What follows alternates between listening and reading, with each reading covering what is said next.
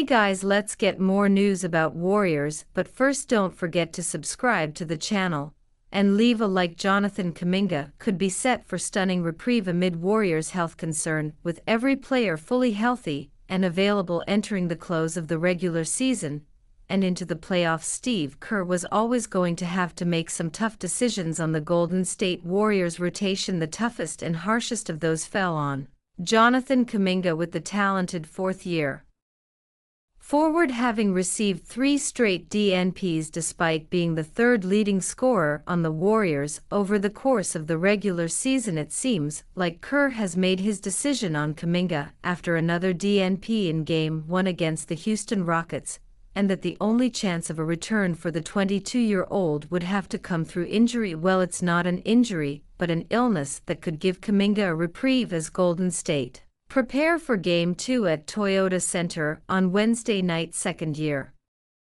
guard Brandon Podziemski popped up on the injury report as questionable due to illness, and while he's since been confirmed as available to face the Rockets, there is still a concern on exactly how prepared he'll be to play 30 to 35+ minutes if Podziemski is hampered during Game 2. That could create some chaos for Kerr and the Warriors in regard to their lineups and rotation. Podziemski has been a significant part of the team's turnaround since the Jimmy Butler trade in early February, bouncing back impressively from early season was to solidify his place as the starting shooting guard alongside Stephen Curry. While Podziemski and Kuminga don't play the same position nor are similar players by any means, the former's illness could open up an opportunity that his fellow youngster desperately needs to return to the rotation. Podziemski had 14 points as the third leading scorer in Game 1 on Sunday, and also had a team-high 8 rebounds as Golden State otherwise struggled on the glass. If the Warriors need to replace the scoring and rebounding throughout the game, their best answer may be Kuminga. Despite his recent absence from the rotation, Kerr was full of praise on how Kuminga has handled himself since the benching, telling 95.7 The Game's Willard and Dibs on Tuesday that Kuminga's attitude, his energy on the bench, cheering guys on, staying ready. He's a great young guy. This has been tough on him, but he's doing exactly what he should be doing, which is staying ready if Podziemski's illness does open the door ajar for Kuminga ever so slightly. Then the former 7th overall pick will need to be ready to capitalize and take full advantage. Draymond Green's defiant message to Rockets fans over obscene chants after their Game 1 loss to the Golden State Warriors on Sunday. It wasn't just the players of the Houston Rockets who needed to step up in big in Game 2 on Wednesday night. The fans at Toyota Center also had to bring it to help make sure that their team would not fall into a deep 2-0 hole. The Houston faithful did just that on Wednesday, cheering their team all the way to what turned out to be a 109-94 victory for the Rockets. Along the way, the Rockets fans also took aim at Warriors star Draymond Green. The former Defensive Player of the Year was up to his usual antics on Wednesday night, with Green getting into it with Fred VanVleet late in the game. Rockets fans aren't too fond of Green, and they made sure to let him know how they feel by chanting obscenities at the Warriors veteran. After the loss, Green was asked to share his reaction to the savage treatment from the home crowd. The 4-time All-Star was defiant in his response as he sent a blunt message to the Rockets fans. "It's not original," he said. "Been there before, won a championship while it was happening. So yeah, it's not really original. Can't steal other people's chants. That belongs to Boston, so I kind of just kept pushing. That's pretty much on brand for Green." He hit 2 birds with 1 stone here by saying that he wasn't offended by the obscenities, while also taking a shot at the Rockets fans for their lack of creativity. This should only rile up the supporters even more, and this statement from Green could potentially motivate them to be even more savage once the series returns to Houston for Game 5. Knowing Green, though, the tested veteran should be ready for whatever is coming his way. There's a big update on the status of Jimmy Butler after the Golden State Warriors star suffered a nasty fall and had to leave Wednesday night's Game 2 against the Houston Rockets at Toyota Center. Butler was undercut by Ian Thompson on a rebound attempt late in the first quarter, with the veteran forward taking his subsequent free throws, but exiting shortly after and not returning with what the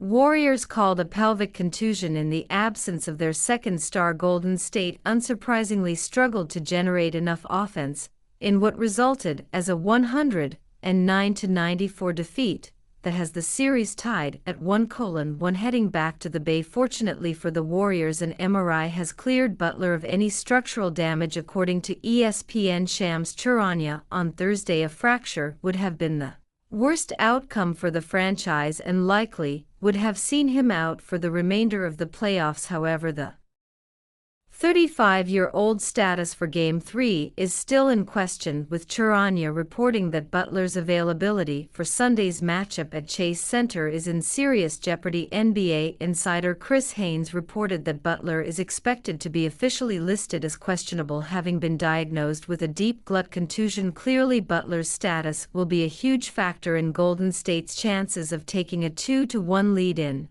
the series, with the 6x All-Star helping his team to victory in Game 1 with 25 points, 7 rebounds, 6 assists, and 5 steals in the 95-85 victory. Butler's exit on Wednesday allowed for Jonathan Kuminga to return to the rotation after 3 straight DNPs dating back to the regular season finale against the LA Clippers. The fourth-year forward didn't quite take the opportunity, with both hands having shot just 4 of 12 from the floor and recording 11 points, 3 rebounds, and 2 assists in 26 minutes off the bench. Steve Kerr began bigger in the second half with Quinten Post in the starting group, while Gary Payton II was also there as second-year guard Brandon Podziemski battled illness after going 4 of 7 from beyond the arc. As part of 12 second-half points, Post is perhaps the most likely player to replace Butler in the starting lineup should the 35-year-old miss Game 3. However, that's also going to require some defensive adjustments from Kerr after the rookie center found himself out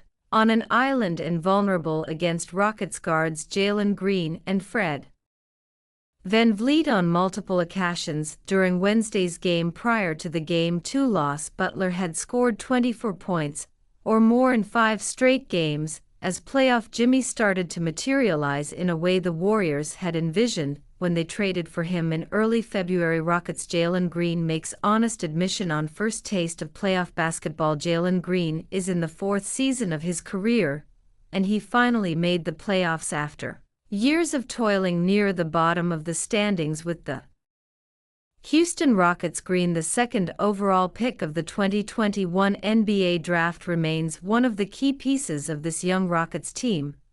After all, when he's locked in offensively, the Rockets are tough to stop, as evidenced by how Green led his team to a 109-94 victory in Game 2 of their series against the Golden State Warriors to even things up at 1:1. Green put up 38 points on 13-25 shooting on Wednesday night, and he scorched the Nets from beyond the arc, making 8 of his 18 three-point attempts.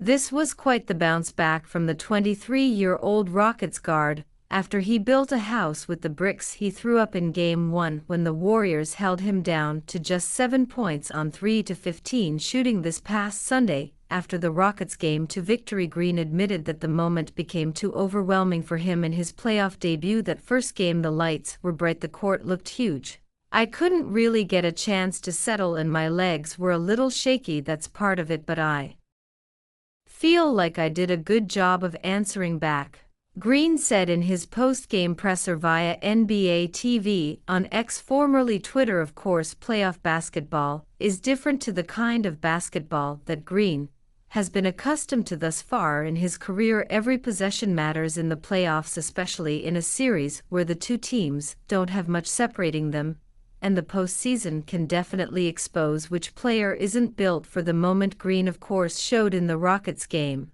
2 win that he just needed a bit of time to sort out his legs from underneath him before thriving in the grand postseason stage. Jalen Green might be the Rockets' win condition in their first-round series against the Warriors. They notably struggle with scoring in the half-court, but Green can unlock so many things on offense for Houston if his shot is falling. Green's shot was butter on Wednesday night, as he made 8 triples, being just the third player in Rockets franchise history to make at least that many trays in a single playoff game, and with the other Rockets nailing the dirty work. Green's finesse and shot-making was very much welcome as they evened up the series. And you, Finn, what do you think about Jonathan Kuminga's situation? Write to us in the comments.